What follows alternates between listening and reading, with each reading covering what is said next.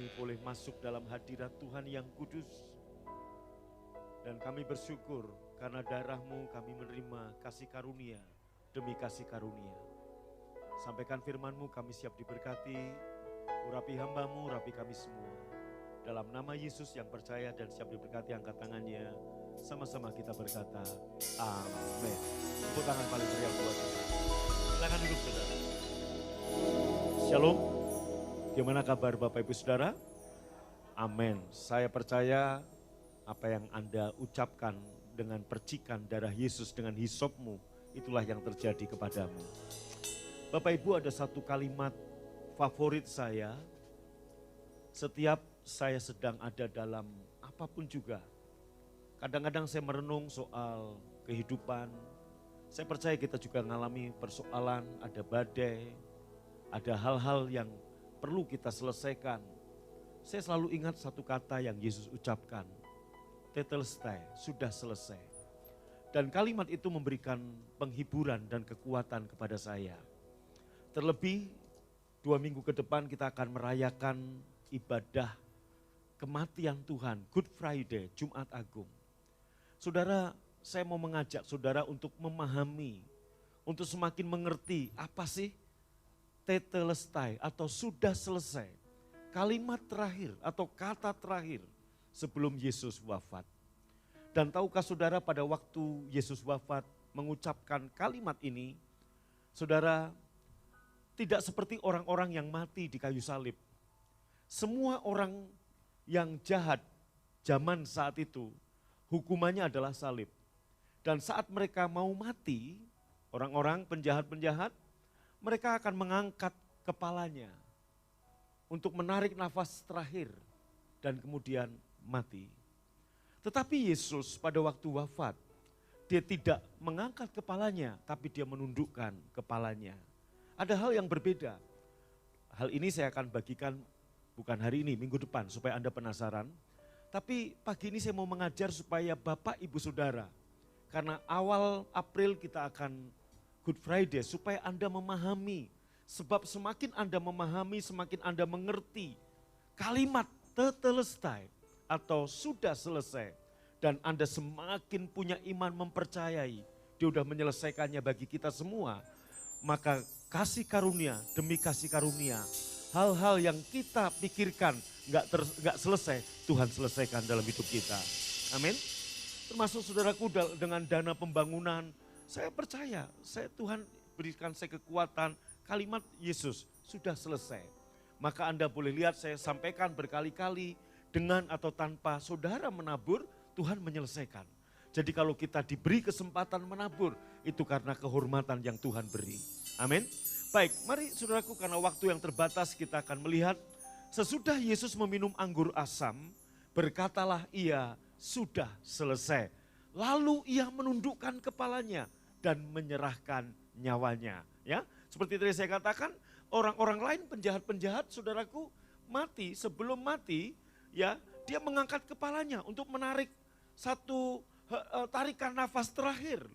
Tetapi Yesus menundukkan kepalanya dan menyerahkan nyawanya. Next, saudara. Sesudah Yesus minum anggur asam itu, berkatalah Yesus sudah selesai. Anggur asam ya saudara yang diminum Yesus adalah penghinaan terakhir yang dia terima sebelum wafat. Artinya asamnya kehidupan, aib, noda, malu yang seharusnya saudara dan saya tanggung, sudah Yesus minum di kayu salib. Boleh beri tepuk tangan yang paling meriah buat Tuhan. Next, saudara. Amin. Kata-kata terakhir yang diucapkan Yesus sebelum ia menghembuskan nafas terakhirnya, baca sama-sama, sudah selesai. Katakan dengan saya. Saudara, biarlah nanti saat Anda pulang dari gereja, Anda pulang ya ke rumah Anda, atau besok pagi saat Anda berangkat ke kantor, Anda memulai bisnis, Anda mungkin merenungkan begitu banyak masalah, begitu banyak pergumulan. Saudara, dengar kalimat ini, biarlah jadi kalimat favorit saudara, yaitu perkataan Yesus sudah selesai. Dia sudah menyempurnakan, dia sudah menyelesaikannya bagi kita semua. Amin. Yesus mengatakan dengan penuh kemenangan. Kenapa? Saudara, sebab dia sudah mentaati, dia sudah menyelesaikan rencana agung Bapa atas dirinya. Dia sudah menyelesaikannya bagi kita.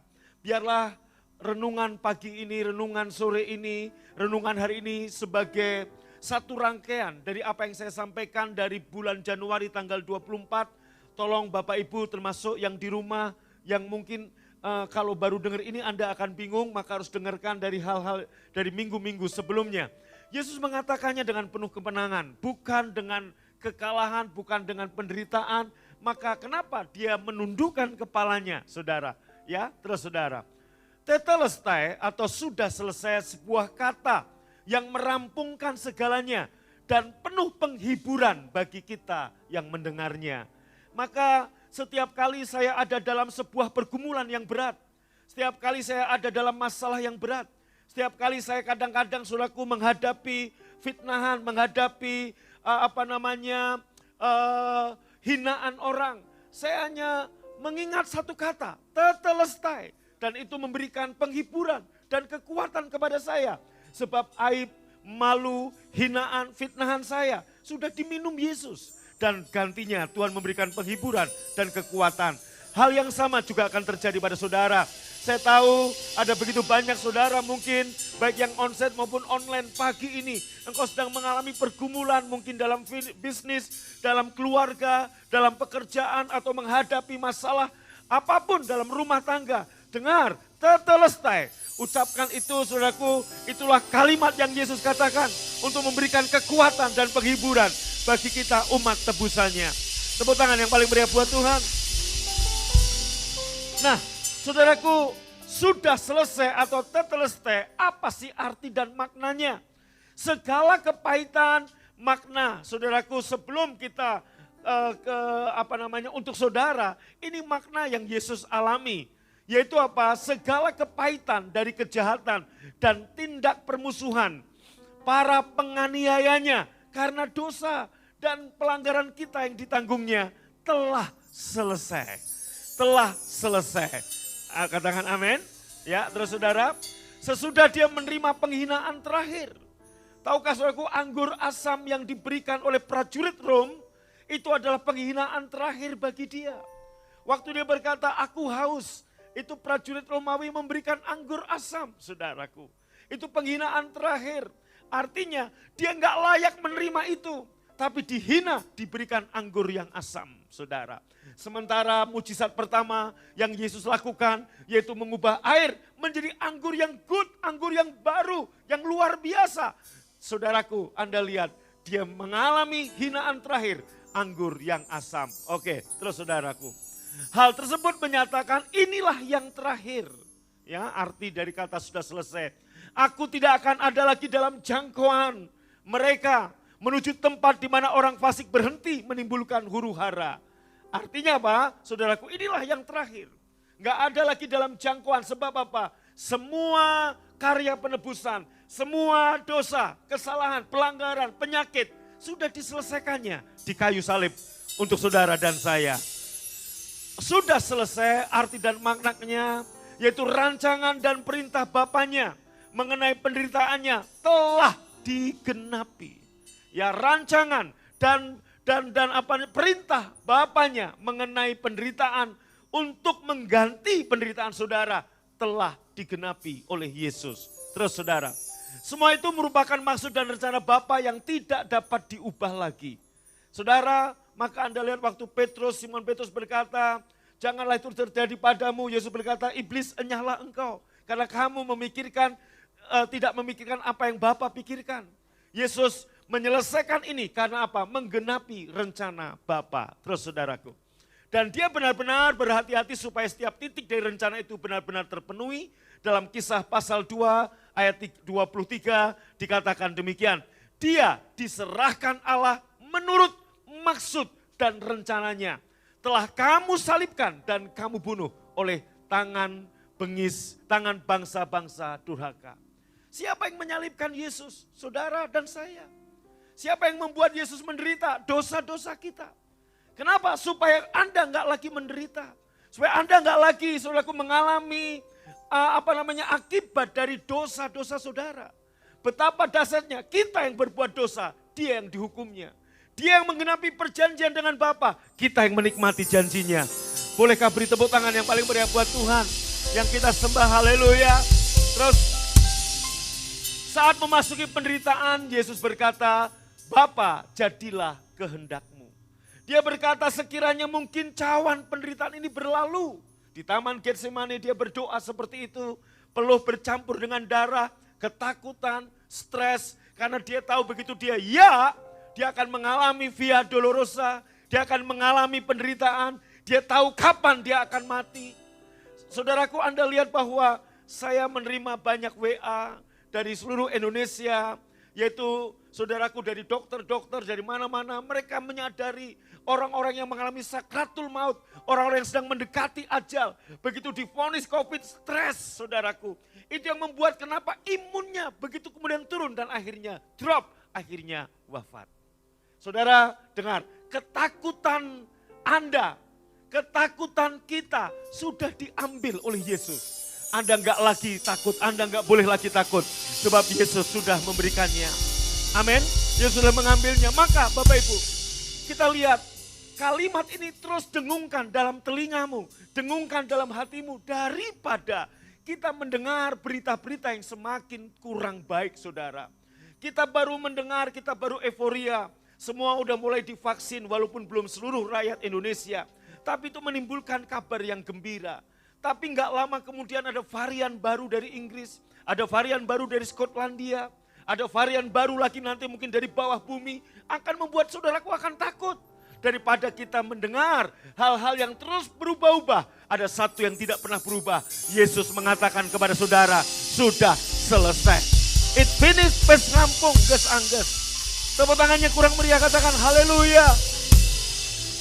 Dan kini dia berkata dengan penuh sukacita. Dia mengatakan sudah selesai dengan sukacita. Kenapa? Karena dia menaati, menggenapi rencana Bapa untuk penebusan manusia. Keadilan sudah ditegakkan. Bapa atau Allah yang kita kenal adalah Allah yang Maha Kasih. Dia pengen semua manusia diselamatkan. Tapi dia juga Allah yang Maha Adil. Akibat dosa adalah penghukuman. Dan kenapa? Dosa mengakibatkan Allah murka. Dan semua murka Allah sudah dipuaskan oleh pengorbanan Yesus. Katakan amin. Anda gak mengalami murka Tuhan. Karena Yesus sudah mengambil untuk saudara. Saudara-saudara dan saya. Somebody shout haleluya. Lebih meriah lagi tepuk tangannya. Katakan haleluya. Saudara, Anda lihat bahwa makanan Yesus dan minumannya adalah menyelesaikan pekerjaannya.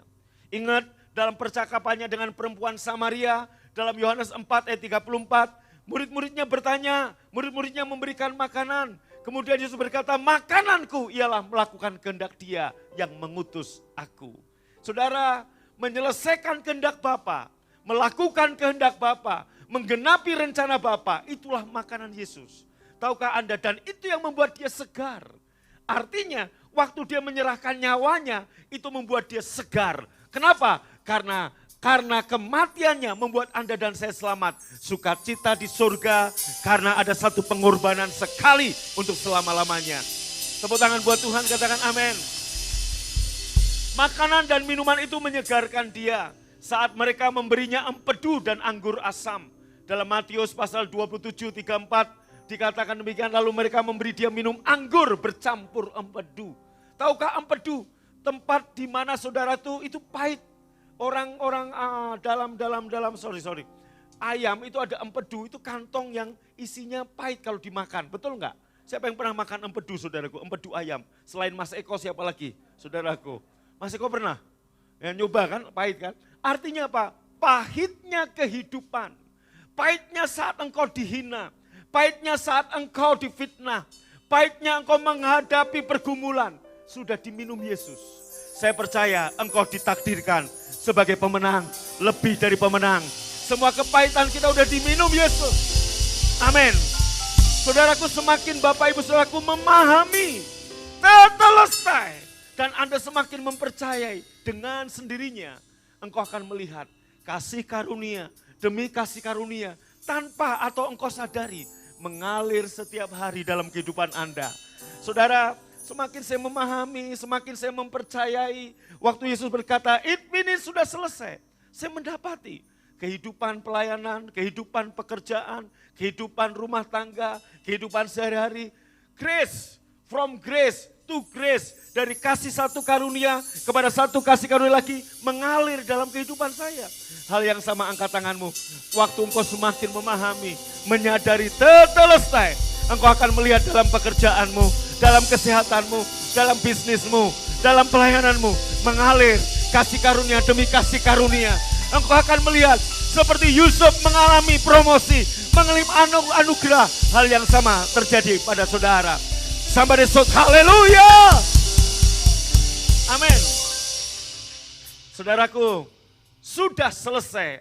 Makna dan artinya adalah segenap lambang-lambang dan nubuatan perjanjian lama yang menunjuk kepada semua penderitaan Mesias yang dijanjikan telah terlaksana dan terjawab. Nggak akan ada Mesias yang baru. Nggak akan ada Imam Mahdi yang baru. Nggak akan ada, saudaraku, juru selamat yang baru. Kenapa? Semua nubuatan, semua lambang-lambang, semua bayang-bayang sudah digenapi di dalam Yesus. Orang Yahudi masih menantikan Mesias untuk mereka. Saya mau katakan, sudah digenapi di dalam Yesus. Bersyukur Anda dan saya diberi anugerah mempercayai Tuhan. Tepuk tangan buat Tuhan, katakan haleluya. Seolah dia sedang berkata bahwa setelah mereka memberinya anggur asam, tidak ada satu kata pun dalam Old Covenant dan Old Testament mengenai dirinya yang belum tergenapi. Yesus sudah menggenapinya. Katakan amin. Termasuk saudaraku yang Anda boleh lihat, kemarin Rabu WRC saya khotbah soal Pondok Daud. Betapa saudaraku ingat 40 tahun Daud berkuasa, itu ada dua pola penyembahan, ada dua pola ibadah yang sama-sama berlangsung di dua tempat yang berbeda. Tempat pertama disebut Gunung Gibeon atau Bukit Gibeon. Disitulah Imam Eli, sebelum Daud lahir sudah ada Imam Eli menyelenggarakan ibadah di tabernakel Musa. Sementara tabut Allah kemudian dirampas oleh orang Filistin. Sekian puluh tahun mereka menyelenggarakan ibadah di Bukit Gibeon tanpa ada kehadiran Tuhan. Sebaliknya kemudian saat Daud berkuasa, umur 30 dia ditabiskan jadi raja.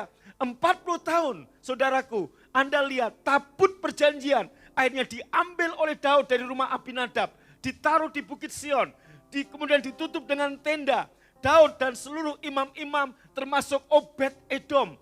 Obed-Edom, saudaraku, itu mewakili orang-orang yang bukan Yahudi, mewakili orang-orang yang bukan keturunan imam, melayani di Bukit Sion.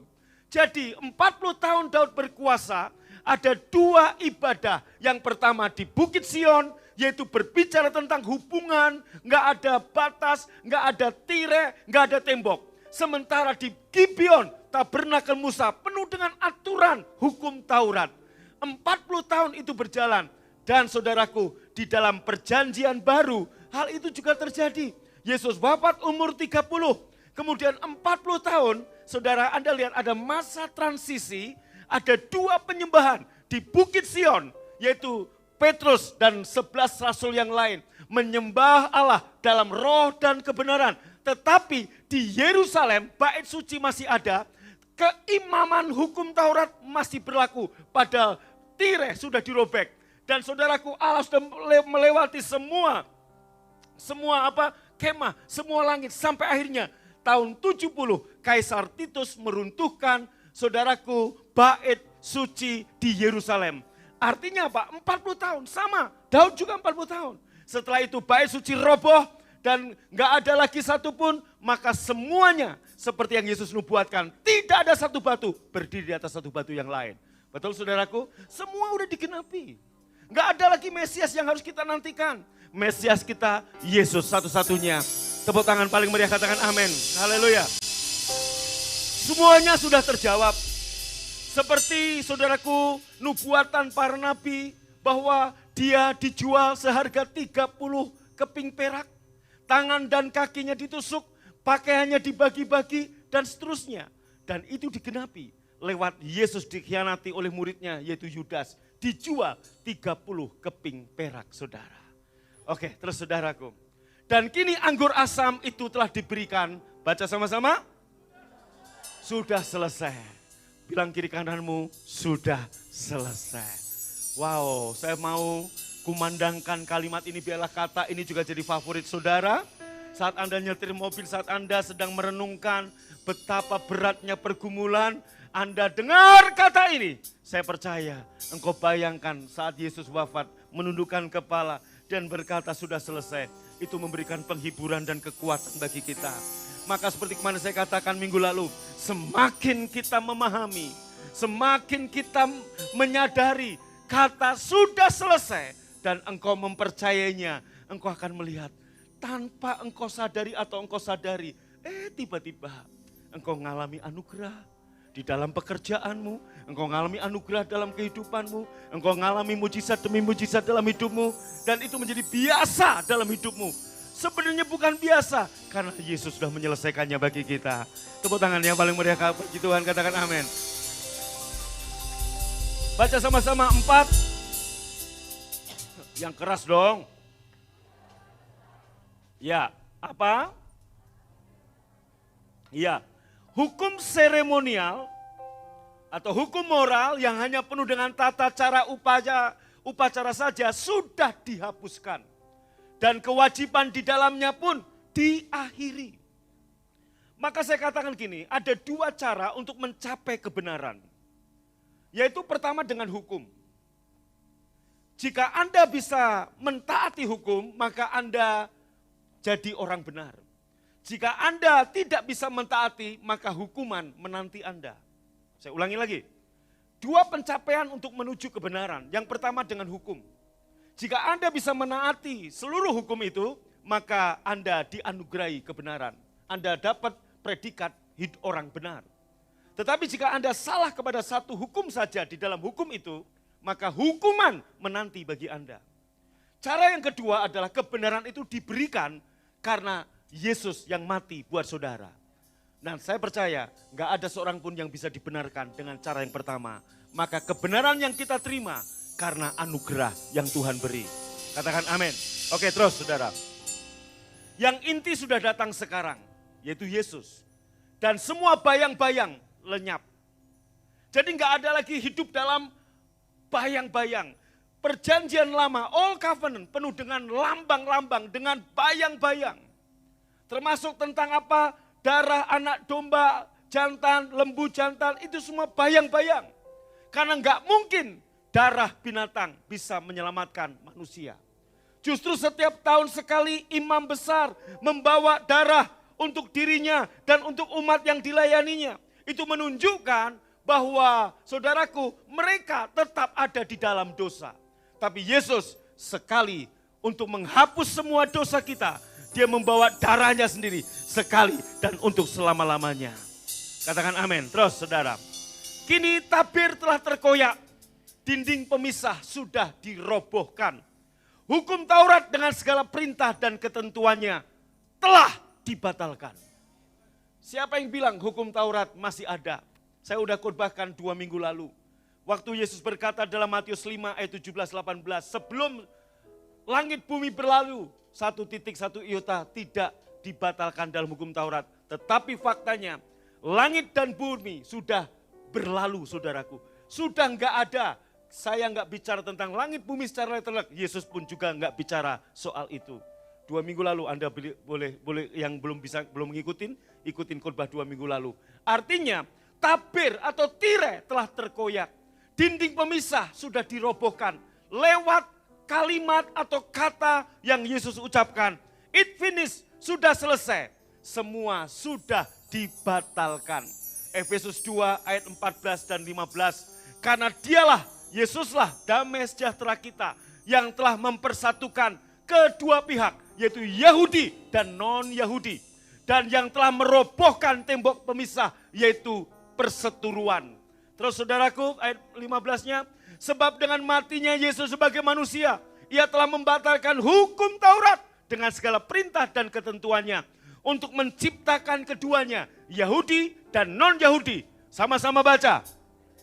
menjadi satu manusia yang keras, menjadi satu manusia baru di dalam diri Yesus. Dan dengan itu mengadakan, maka berkali-kali Anda lihat firman Tuhan berkata tidak ada lagi orang Yahudi, orang Yunani, orang merdeka atau budak. Semua kita adalah umat perjanjian baru. Bapak Ibu, di dalam pada waktu para rasul berkhotbah, pada waktu para rasul memberitakan Injil, tahukah Anda ada 3 golongan manusia yang ada. Hari ini pun juga ada 3 golongan manusia, saudara. Ya, yang pertama adalah orang Yahudi yang punya hukum Taurat. Ya, saya bicara tentang para rasul waktu berkhotbah, mereka menghadapi 3 golongan. Yang golongan pertama adalah orang Yahudi yang punya hukum Taurat. Yang kedua adalah non-Yahudi yang punya hukum hati nurani. Dan yang ketiga adalah orang-orang yang menerima berita Injil. Mereka punya hukum kasih karunia. Saya ulangi, ada 3 golongan, yaitu Yahudi punya hukum Taurat, non-Yahudi punya hukum hati nurani, dan yang ketiga adalah orang yang menerima good news, berita sukacita, mereka punya hukum kasih karunia. Dan saudara dan saya adalah orang-orang yang menerima good news. Anda punya hukum kasih karunia. Katakan haleluya, semua adalah kasih karunia Tuhan. Katakan amin. Terus, maka Bapak Ibu, orang-orang yang ada dalam hukum Taurat umurnya kalau kuat, paling kuat 70, paling kuat 80. Kebanggaannya adalah penderitaan, yaitu apa? Penderitaan, sakit, susah dan sebagainya. Padahal Allah sendiri berfirman dalam Kejadian 6. Manusia itu saudaraku umurnya 120. Tapi Musa mengkorting, mendiskon menjadi dalam Mazmur 90. Umur manusia itu 70, kalau kuat 80. Kebanggaannya adalah penderitaan. Sementara saudaraku Tuhan mau umur manusia 120. Nah, karena kita udah terbiasa mendengar 70-80, itulah yang terjadi. Banyak orang ngikutin itu. Hari ini saudaraku, saya kemarin juga ngomong minimal 90, saya revisi sekarang di atas 100 gitu saudaraku ya. Anda mau? Nah, yang mau angkat tangannya. Jangan mikirkan kematian. Jangan mikirkan tanah kuburan, panjang umur semua. Mazmur 91 ayat terakhir berkata gini, dengan panjang umur aku mengenyangkan engkau. Nah, kenyang saudara umur berapa? Anda bisa menentukan kenyang Anda berapa. Kalau Anda 80 belum kenyang, naikkan. Saudaraku masukkan di sini. Yaitu apa? Aku akan kenyang kalau umurku udah 100. Nah, saudaraku, Anda akan, nah umur saya belum 60, artinya apa? Saya belum setengah umur, masih sangat muda. Kata PBB juga ini masih remaja. Halo? Amin, jangan pikirin pensiun, katakan amin. Tetap bersemangat, tetap bersuka cita. Gimana kabar saudara? Shalom, sehat, kuat, makmur, diberkati. Haleluya. Tata aturan hukum Taurat, baca sama-sama. Dibubarkan bro. Untuk membuka jalan bagi harapan yang sama-sama baca. Yang jauh lebih baik, itulah hukum kasih karunia. Anda dan saya adalah golongan orang yang menerima good news, berita sukacita. Anda ada di hukum kasih karunia. Katakan amin. Orang-orang Yahudi masih pegang hukum Taurat. Orang-orang non-Yahudi, saudaraku punya hukum hati nurani, saudaraku ya. Oke, terus saudara. Kristus adalah akhir dari hukum Taurat. Sehingga kebenaran diperoleh bagi setiap orang yang percaya. Waktu dia berkata sudah selesai, itu adalah akhir dari hukum Taurat. Next saudara. Ya, oke ayatnya sudah. Terus saudara, 5, baca sama-sama. Apa? Tamatlah riwayat dosa dan pelanggaran sudah dengan datangnya untuk tuh selama-lamanya. Kalau kita melakukan dengan cara pertama mencapai kebenaran, sifatnya sementara. Imam besar masuk ruang Maha Kudus. Dia bawa darah untuk dirinya dan untuk umat yang dilayaninya. Kemana? Di situ ada tutup pendamaian atau tahta kasih karunia. Tutup pendamaian itu terjemahan lainnya adalah tahta kasih karunia. Adanya di mana? Di ruang Maha Kudus. Ada tabut Allah, ada tutup pendamaian. Dan tutup pendamaian itu dipercikin dengan darah. Itulah yang disebut tahta kasih karunia. Saudaraku, hanya imam besar yang boleh masuk tahta kasih karunia. Itu pun setahun sekali. Tetapi dengan wafatnya Yesus dan kalimat yang dia berkata sudah selesai. Ibrani 4 ayat terakhir berkata, marilah kita semua. Saya ulangi, marilah saudara semua dengan penuh keberanian menghampiri tahta kasih karunia. Supaya menerima apa? Kasih karunia dan pertolongan kita pada waktunya. Itu saudaraku. Maka saudaraku, gak ada lagi halaman, gak ada lagi ruang kudus, gak ada lagi ruang maha kudus. Saudara dan saya pada saat Anda langsung nyembah Tuhan, Anda sudah masuk tahta kasih karunia. Dan ingat, di tahta kasih karunia hanya ada kasih karunia dan kebaikan dan pertolongan yang Tuhan beri buat saudara. Yang percaya katakan amin. Yang percaya katakan amin. Amin. Tujuan saya khotbahkan ini supaya Anda semakin memahami apa sih kata tetelestai. Kenapa Yesus berkata it finished? Maka saya katakan semakin kita menyadari, kita memahami kalimat ini. Dan kita mempercayai, ini powerful sekali. Engkau akan semakin melihat kebaikan Tuhan dengan sendirinya mengalir. Maka sadari dulu apa yang kamu punya, maka apa yang kamu punya, yang kamu sadari akan mengalir dalam kehidupanmu.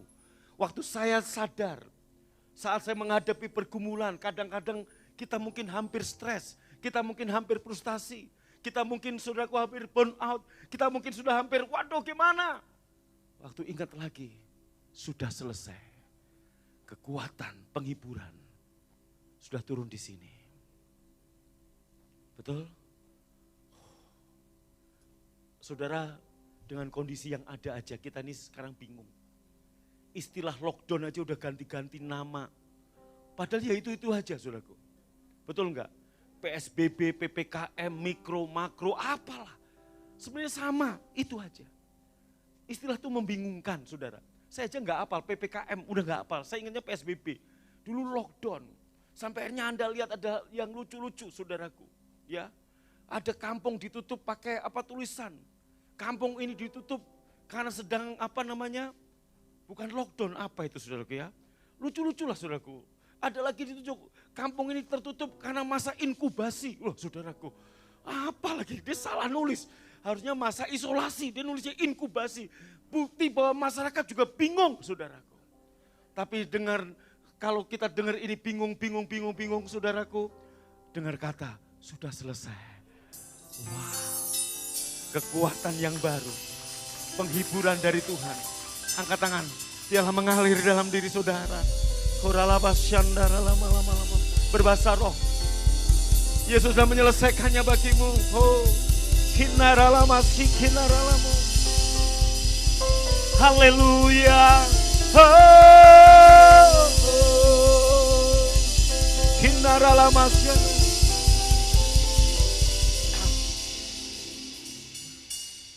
Tepuk tangan buat Tuhan sekali lagi. Terus saudara. Ya, hal ini mengacu pada Daniel 9 ayat 24. Oke, enggak usah dibaca. Nah, waktunya. Anak domba Tuhan dikorbankan untuk menghapus dosa dunia.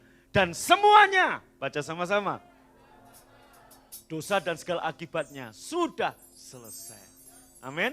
Saya minta Bapak Ibu pulang dari sini. Ya, siapa yang suka bercermin sehari lebih dari 3 kali boleh angkat tangan. Ibu-ibu tentunya mungkin ya. Pasang stiker tulisan atau pakai spidol di cermin Anda sudah selesai. Sehingga saat Anda bercermin, saat Anda mungkin sedang apa itu?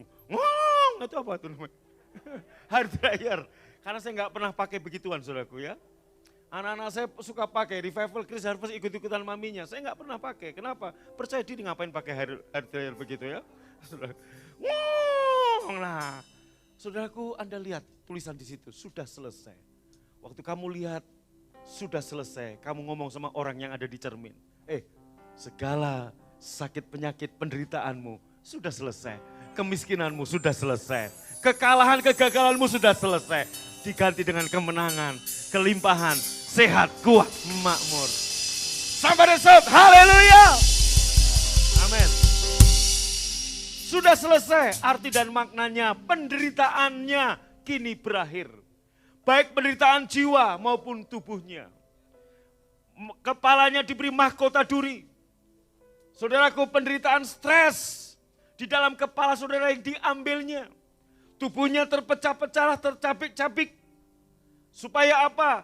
Tubuh saudara yang harusnya tercapik-capik menjadi pulih dan satu. Maka saudara, saat kita makan roti, kita makan tubuh Tuhan, ingatlah baik-baik. Kalau Anda membutuhkan kesembuhan di bagian jantung, di tubuh Yesus ada jantung Yesus. Anda yang membutuhkan kesembuhan di saraf, di otak, di mana? Di hidung, di gigi, di gusi, di paru-paru, di ginjal, di bagian manapun, di tubuh Yesus ada organ-organ yang sempurna. Makanlah. Sementara Anda makan, Anda imani, ini jantung Yesus. Ini paru-paru Yesus. Ada yang sakit di bagian kulit, ini kulit Yesus. Ada yang sakit di bagian usus, ini usus Yesus. Kenapa saudaraku? Semua penderitaan yang harusnya ditimpakan kepadamu karena dosa, sudah ditimpakan kepada Yesus. Engkau dan aku adalah ciptaan baru. Seperti Adam dan Hawa sebelum jatuh dalam dosa. Yaitu di Taman Eden, everything is okay. Kebutuhan sekunder, primer maupun tersier sudah Bapa sediakan bagi kita. Sampai disebut haleluya. Tepuk tangan paling meriah buat Tuhan, katakan amin. Baca sama-sama. Kurang keras, apa? Aha, seperti judul filmnya, badai sudah berlalu, yang terburuk sudah lewat.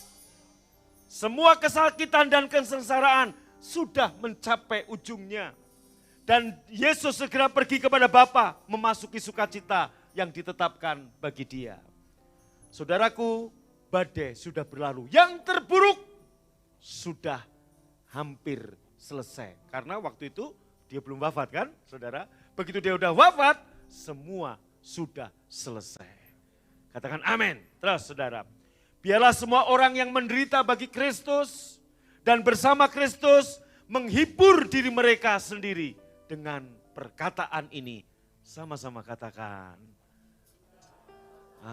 Apa? Sudah selesai. Sembari Anda mengatakan ini, percayai. Tuhan sudah menyelesaikan bagi kita.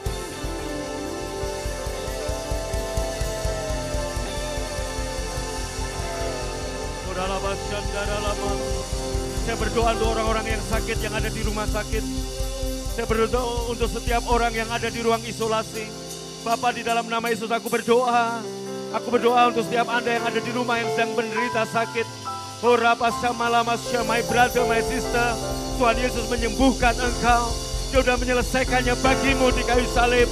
Kegagalanmu, sakit penyakitmu, penderitaanmu sudah selesai. It's finished. In the name of Jesus. Hallelujah. Amin. Silakan duduk saudaraku.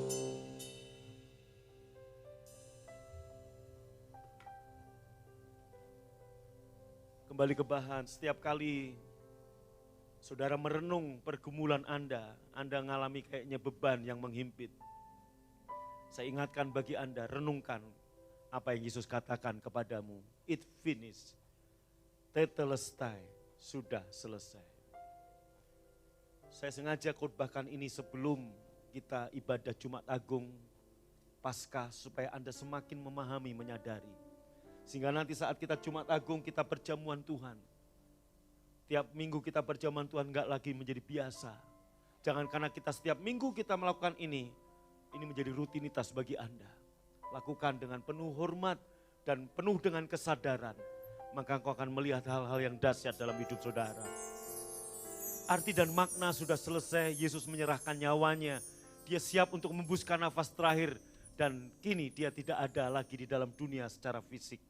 Tapi dia mengutus rohnya untuk tinggal dalam dirimu. Untuk selama-lamanya. Maaf Bapak Ibu, saya perlu sampaikan ini. Bahkan tadi saya tunjukkan kepada salah satu PPG jam 7.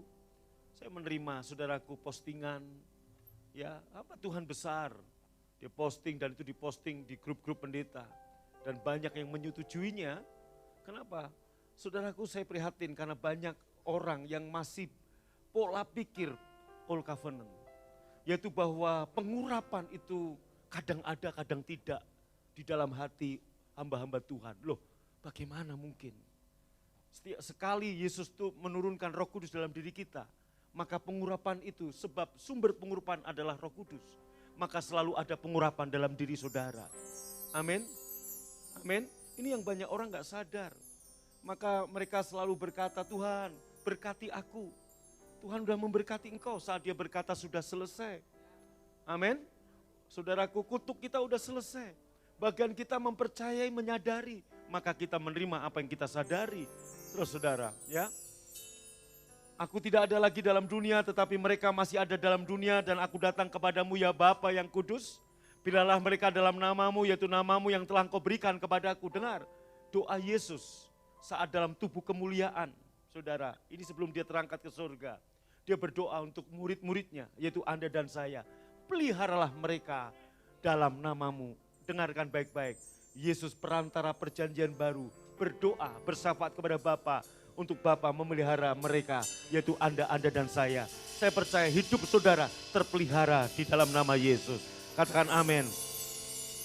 Sudah selesai arti dan maknanya, pekerjaan penebusan dan keselamatan manusia telah dituntaskan oleh Yesus. Sudah tuntas, sudah selesai. Enggak ada lagi saudaraku namanya, macam-macam. Saudara, karya penebusan, keselamatan sudah Yesus selesaikan. Enggak ada lagi yang perlu engkau tambahkan untuk engkau selamat. Enggak ada lagi yang perlu engkau tambahkan untuk engkau menjadi orang benar. Semuanya itu sudah dianugerahkan kepada kita. Terus saudaraku, setidaknya pemuasan murka Tuhan sudah terbalaskan. Anda tahu bahwa Tuhan adalah Tuhan Maha Kasih, tapi juga dia Tuhan Maha Adil. Kasihnya dia pengen semua manusia diselamatkan. Tapi keadilannya akibat dosa harus ada penghukuman. Akibat dosa ada murka Tuhan. Maka murka Tuhan sudah dipuaskan, terpuaskan. Murka Allah sudah terpuaskan lewat pengorbanan Yesus di kayu salib.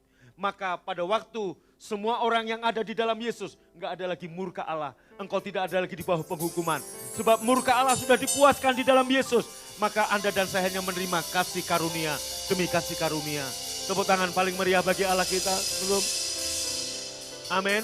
Dan pukulan mematikan, pukulan terakhir sudah ditimpakan kepada kuasa iblis. Ingat, iblis kalah kapan? Saat Yesus wafat di kayu salib. Next saudaraku. Ya. Dan angkat tangan, setelah kata sudah selesai, membuat sumber kasih karunia telah terbuka. Tahta kasih karunia, tutup pendamaian, tahta pendamaian, tahta anugerah telah terbuka bagimu. Dan akan terus mengalir bagi saudara dan saya. Dasar kedamaian dan sukacita kekal sudah diletakkan dan tidak tergoyahkan untuk saudara. Katakan amin, haleluya.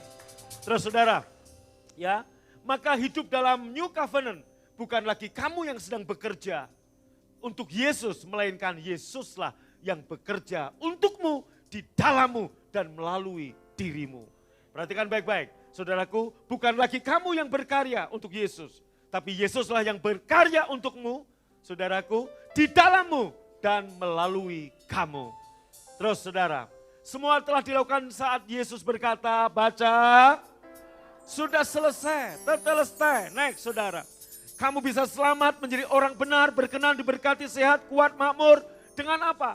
Iman percaya kepada Yesus dan karya kematiannya di kayu salib. Maka sadari, pahami, percayai apa yang Yesus katakan di kayu salib itu. Terus saudara, semua karena kasih karunia atau anugerah, maka sifatnya kekal dan tidak tergoyahkan. Keselamatanmu, kesehatanmu, kekuatanmu, kemakmuranmu, kemenanganmu bukan sementara, tapi tidak terbantahkan, tidak tergoyahkan. Karena sifatnya adalah anugerah, kasih karunia, pemberian. Bukan lagi kamu yang sedang berkarya untuk Tuhan. Terus saudaraku, ya, apalagi yang harus saya dan saudara lakukan? Enggak ada. Apalagi yang harus saudara dan saya lakukan? Cuman satu. Satu-satunya yang harus kamu lakukan yaitu apa? Percaya perkataan Yesus. Ketika dia berkata, aku sudah menyelesaikannya bagimu. Bangkit berdiri saudara.